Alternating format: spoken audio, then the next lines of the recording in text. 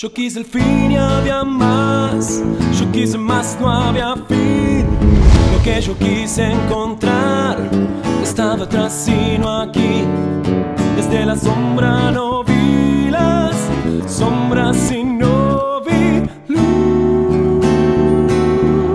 No voy a llorar si nadie me acompaña.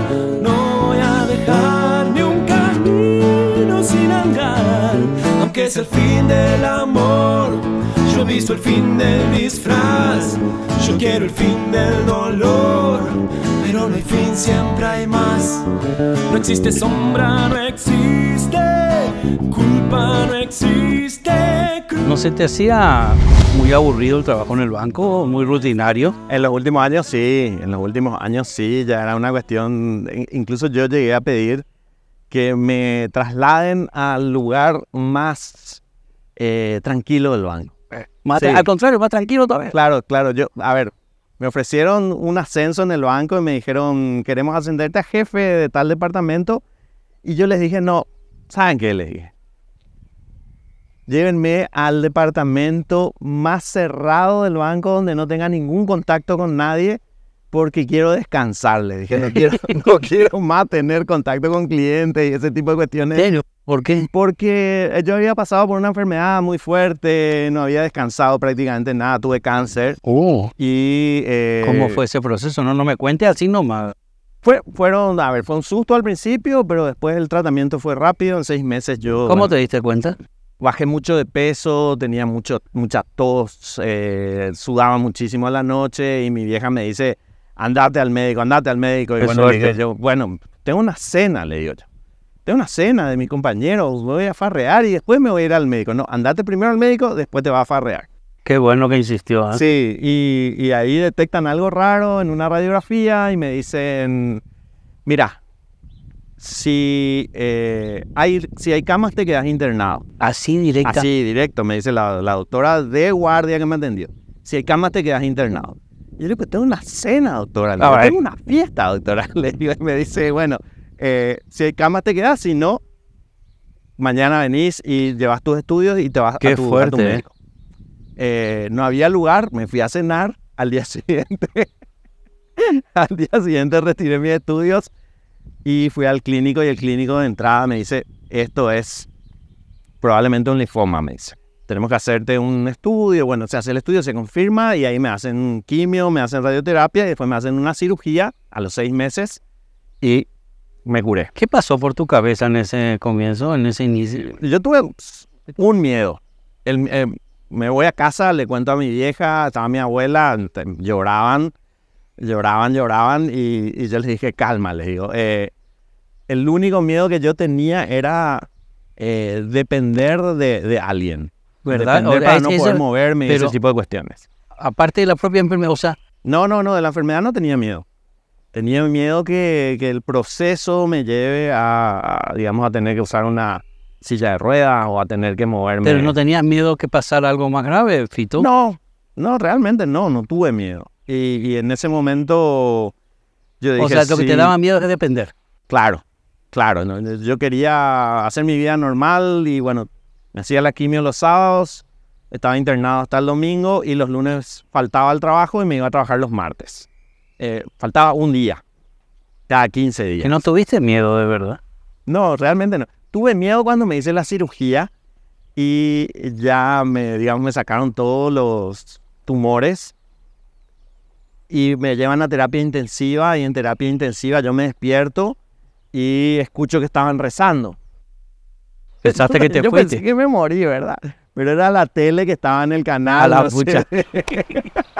Y te lo tomás así ahora por Claro. suerte porque Sí, pasaron 23 años. pero te afectó mucho en su momento. ¿Te acordás cómo? Pero vamos para allá un ratito Dale. y me contás eso. Me intriga saber cómo se vive desde dentro toda esa historia.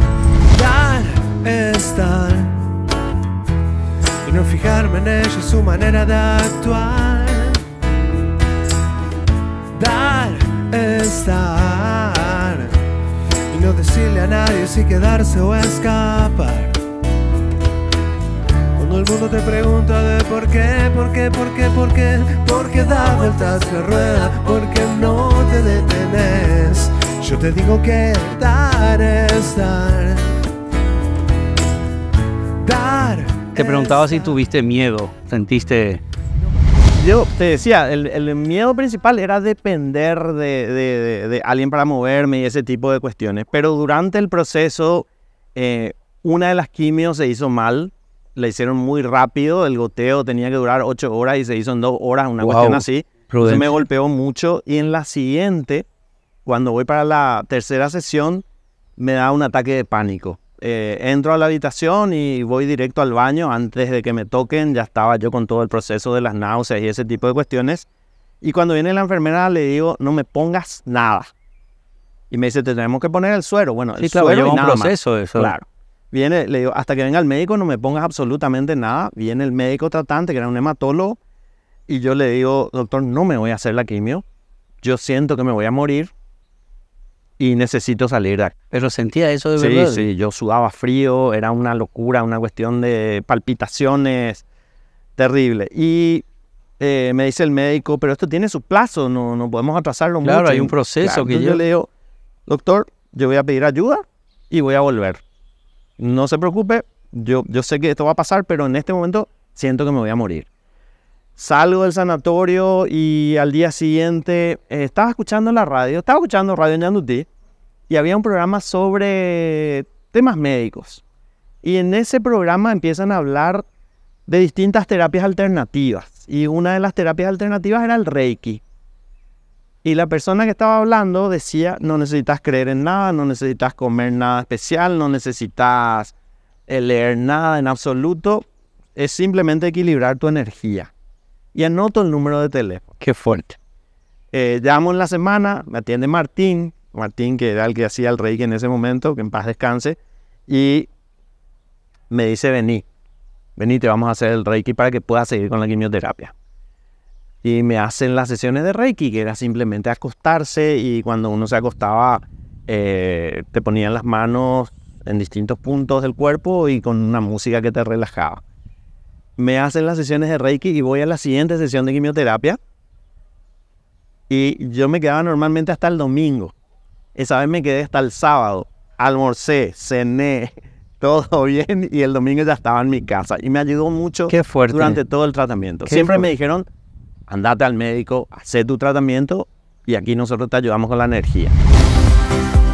Si estás pensando en una ciudad única, San Bernardino es tu destino, un paraíso a orillas del lago Ipacaraí.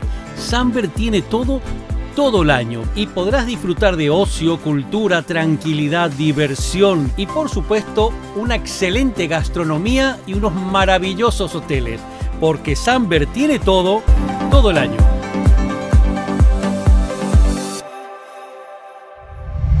Bueno, viste, esto me da pie.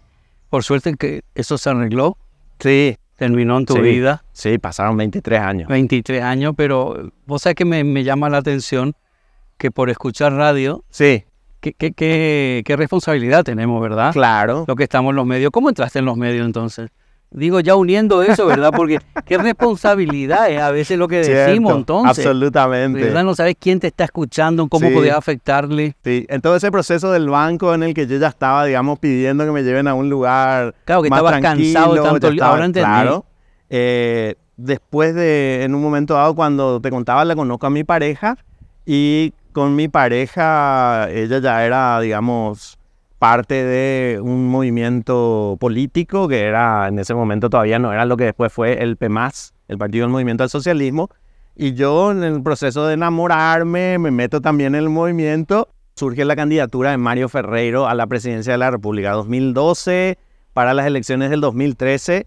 Y le pasan varios nombres como para que él elija a quién sería su secretario privado, porque le ayude con la agenda y todo ese tipo de cuestiones. Y me elige a mí. Y en ese momento... ¿Pero por qué te eligió? ¿Dónde te conocieron? A ver, le conocí a mamá principalmente, porque mamá también trabajó en los medios y ese tipo de cuestiones. Y a través de las redes también me conocía, porque yo jodía mucho y ese tipo de cuestiones en redes sociales, en Facebook, en Twitter.